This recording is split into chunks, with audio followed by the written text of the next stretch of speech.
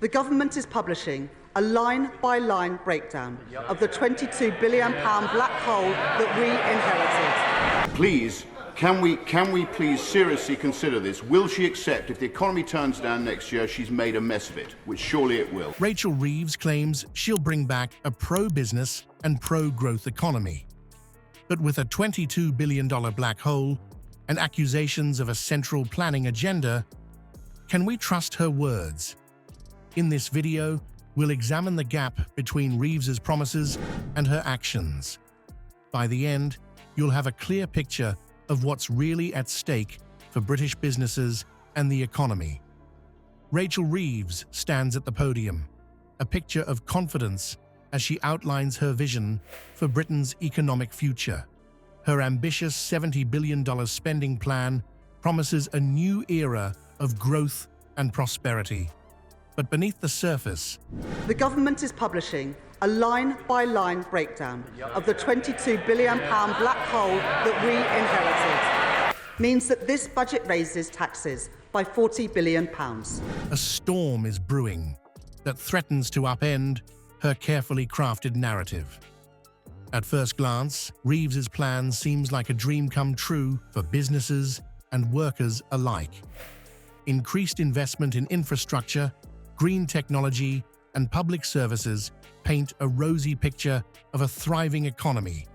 Yet as the details emerge, so do the cracks in this grand vision.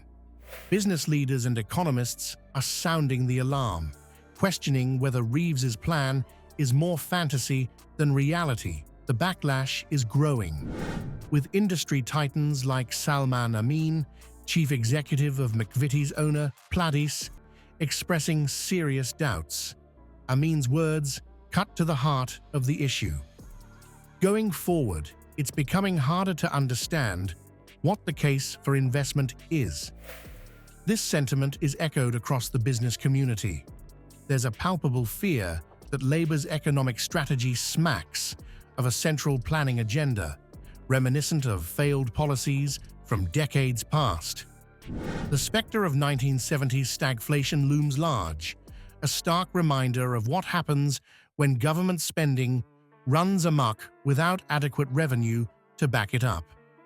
CBI Chairman Rupert Soames didn't mince words, accusing Labour of treating businesses as a cash cow to be milked dry. His statement reflects a growing consensus that Reeves's plan could stifle the very growth it claims to promote. I can't help this repetition of $22 billion black hole. We're dealing with very serious matters like people's employment. We are now growing the economy through our National Wealth Fund, our planning reform, our pensions reform, as well as reforming our public services. The unintended consequences of such a massive spending spree could ripple through the economy for years to come. But the true bombshell was yet to drop. As scrutiny intensified, a $22 billion black hole emerged in Labour's budget plans. This isn't just a rounding error, it's a chasm that threatens to swallow Reeves' credibility whole. While she attempts to deflect blame onto the previous government, the fact remains, her economic strategy is built on shaky ground. Reeves's defense that there was no alternative to the tax rises falls flat in the face of mounting criticism. Ultimately, I hear the Chancellor talking about a central planning agenda. It's the public services that are the problem. They're wasting money. We've published a line-by-line account of that £22 billion that the previous government left. Her inability to address these concerns head-on only fuels further skepticism about her economic acumen. As we delve deeper into the implications of this revelation, one question looms large. Can Rachel Reeves be trusted to steer Britain's economic ship through such turbulent waters? While Reeves struggles to defend her economic plans, a different kind of deficit emerges, one of intellectual honesty. Her credentials as a former Bank of England economist once bolstered her image, but now they're under scrutiny for an entirely unexpected reason. Rachel Reeves has long been viewed as a rising star within the Labour Party. Please, Can we please seriously consider this? Will she accept if the economy turns down next year, she's made a mess of it, which surely it will? The reason we are raising the £22 billion is because that is the black hole inheritance that this government are now having to address. Her background as an economist at the Bank of England lent her an air of expertise and credibility. She seemed poised to make history as potentially the first female Chancellor of the Exchequer if Labour wins the next general election. But just as her political star was ascending, a scandal threatens to send it crashing back to earth. Reeves's new book, The Women Who Made Modern Economics, was meant to celebrate female contributions to the field. Instead, it's become a source of controversy that could derail her political ambitions. Critics have identified over 20 instances of apparent plagiarism in the book, ranging from lifted sentences to entire paragraphs copied from sources like Wikipedia. The examples are striking in their similarity to the original texts. One sentence about H.G. Wells and economist Beatrice Webb is identical to a passage on Webb's Wikipedia page. Another paragraph discussing international aid under New Labour mirrors a foreword by Hilary Benn on the Tony Blair Institute for Global Change website. These aren't isolated incidents, but part of a pattern that calls into question Reeves's academic integrity. Faced with mounting evidence, Reeves acknowledged that some sentences in her book were not properly referenced and stated, "I should have done better." She emphasized taking full responsibility for the content, despite having research assistance. But is this mea culpa enough to salvage her reputation? Conservative MPs have seized on the scandal, with party chairman Greg Hands dubbing Reeves a copy-and-paste shadow chancellor. This mockery highlights the political ramifications of the plagiarism allegations. It's not just about a book anymore. It's about Reeves's judgment and trustworthiness as a potential steward of the UK economy.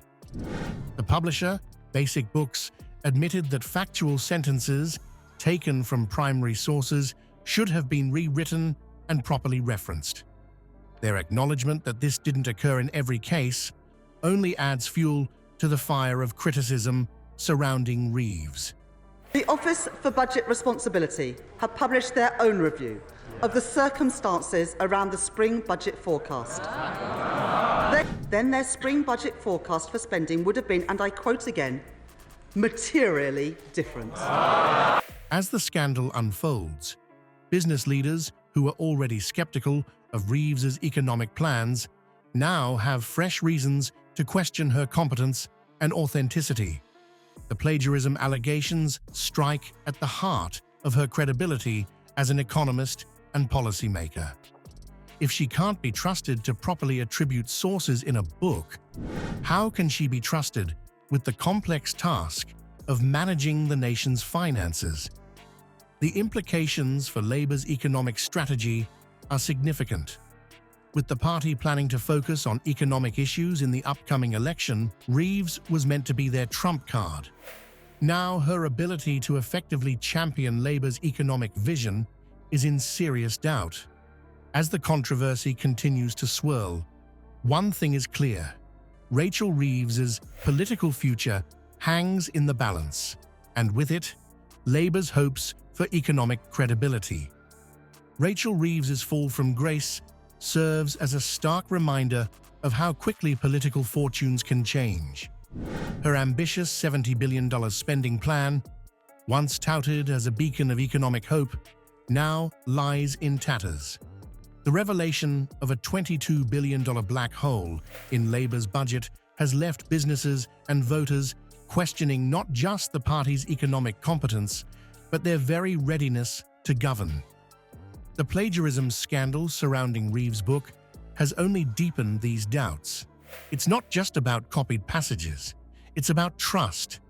If a potential chancellor can't properly attribute sources in a book, how can she be trusted with the nation's finances? As the next election approaches, the stakes for Britain's economic future have never been higher. Voters face a choice between competing visions, each with its own risks and potential rewards. Will they opt for Labour's ambitious but flawed plans, or stick with the devil they know? The answer to this question could shape the UK's economic landscape for years to come.